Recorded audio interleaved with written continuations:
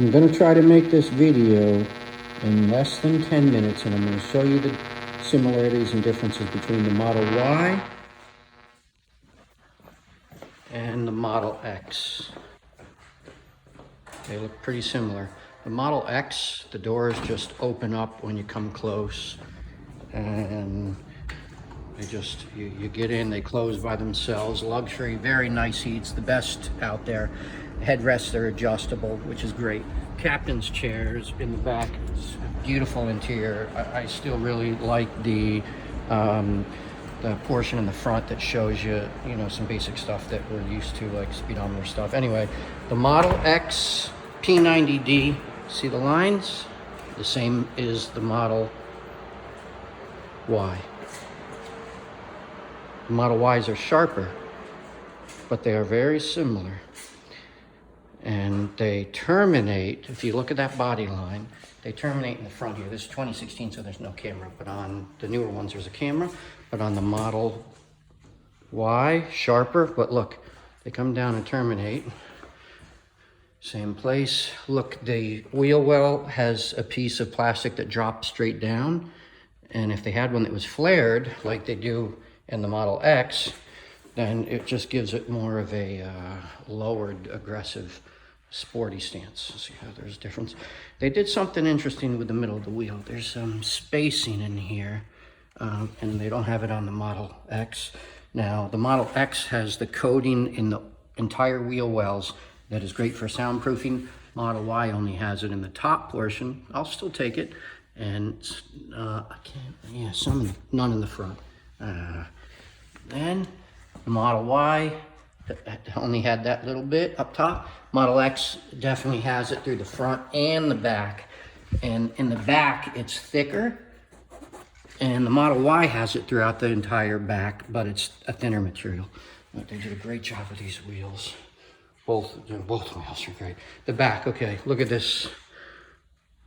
They did a great job, but on the Model X, it's very similar, but you have the electronic one. I don't mind the electric, but look at the lights, pretty similar. Look at that light, and look at that light. Very similar. Model X by far a lot more luxurious. I went through the seats earlier, but the Model Y, the seats are thicker than they were in the Model 3. I had a 2019 Model 3 recently, and that 2019, oh, check out this BMW i3. This thing is sweet. It goes 100 miles, and look at it. Beautiful cabin, beautiful. It's just so easy to drive. They did a great job with this, but it only goes 100 miles. They are nice though, yeah. But nothing compares to the Model Y, which is new, and grease in my hand, that's all right though. They did a great job with the interior. These headrests are very comfortable, but need to be able to adjust higher. The seats are thicker than they are in the Model 3. I think they had a puncture problem with the Model 3, so they made the material thicker. Steering wheel seems a little bigger than the Model 3s. The Model 3 I remember being a little more small, a little smaller. Okay, this area is great in here. The back is super roomy. Those are adjustable. And in the trunk, there's loads of trunk space. They did a great job with this. And I'll tell you, the Model X has doors that come up, and they're nice, but they take time. These doors, see, that's why the Model X just always hands down is the best. It's just as welcoming, and it's so much fun to drive, and the luxury is really high. The price point is too, though. But the Model Y, if you think about it, it's so user-friendly for the back. You get in, tons of leg room, tons. Very comfortable environment. These have headrests that adjust, which a backseat should for safety. Model S, listen up. Did Model S hear that? These should be adjustable for safety during a collision. Just like the front ones are high, that's adjustable. This is adjustable too. The Model S's are not. They just come up, and then your head, when you're sitting in the back, is way up here. You get in a rear-end collision, sitting in the back of that, that's not safe. It's fine for kids though. So what about the trunk? People talk about this trunk space. Now, yeah, it's electric. That Model X is too. but it's really a lot more user-friendly and that's a huge space. That doesn't have the same size. It does. It has the same size space. Yeah, it has a divider because it's got the extra seats. Size-wise, they're about the same, and you know, really, they really are. The lines are similar, and they've done just better with the battery technology because 316 miles isn't bad. All-wheel drive. This goes 250 now. They say the P90Ds lose some of the power naturally because it's a dud battery, they say. Wrong. 238 miles on a full charge. Now, it's supposed to get 250, and if this gets 238 with a charger, the key to having these vehicles is you've got to have a charger. And these NEMA 1450s, these rock, especially if you get more than one. Now look at this. They're nice. Nothing's as nice as this. It's new on the road. It's amazing to drive. It's so much fun. I'd say it's more nimble than the Model X, but the Model X is a luxury style. It's just the seats and the ride. They're definitely better ride quality in the Model X. Different suspension though, but this has got the range. That's the thing, and the price point. So when you compare it to other companies that will make a non-electric version, it costs more than this. So this is a steal for the price. This is gonna, I'm not trying to sell it, but if you have it, you get the Model X because that thing is comfy. It's just, they're great.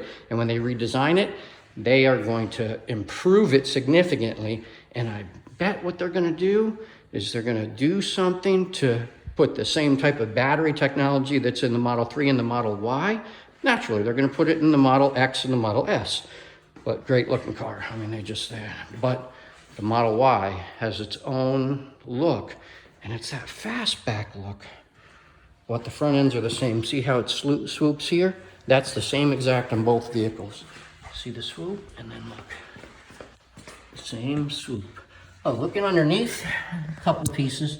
They get snagged easy, just the construction, but nice. Now look at underneath the Y. More refined. They have it figured out more. One piece, I don't even think that's a seam right there. I think that's, so anyway. Looks like it's easier. They did a great job with both vehicles. Okay, so if you have to choose one and you're in a cold climate, you pick this. If you're in a warm climate, you pick this. Because the battery in this doesn't do as well in a cold climate, but still, it's well to what? You can charge it every night with these NEMA 1450s. But this is a nice one too. Now you know something about the i3. It's so much fun to drive. I went and drove an i8. And the guy that was selling me the vehicle said, yeah, it's really nice. And I said, yeah. And I drove it, and then I drove this i3. The i3 drives better. It really does. BMW's done a great job. But Tesla, light years ahead of the other companies as far as range, style, practicality, and the most important to a lot of people, cost. They're so cheap. People have no idea.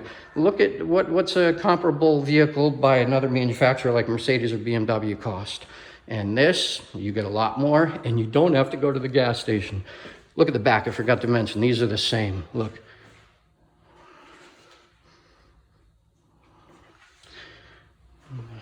The trunk goes all the way down. This trunk comes down into the back of that light. I guess that one does too.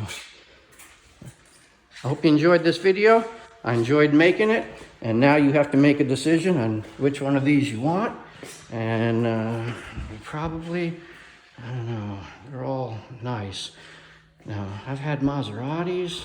I had Bentley Bentayga, which is the SUV. I had that for about 2.5 years, and that was nice, and it was fast. It was a 12-cylinder twin turbo, but it was no match for this. This thing just tore it up. It's so weird because they've done a great job with this. And the luxury compared to the other vehicles, that's great. People say, the build quality is not good.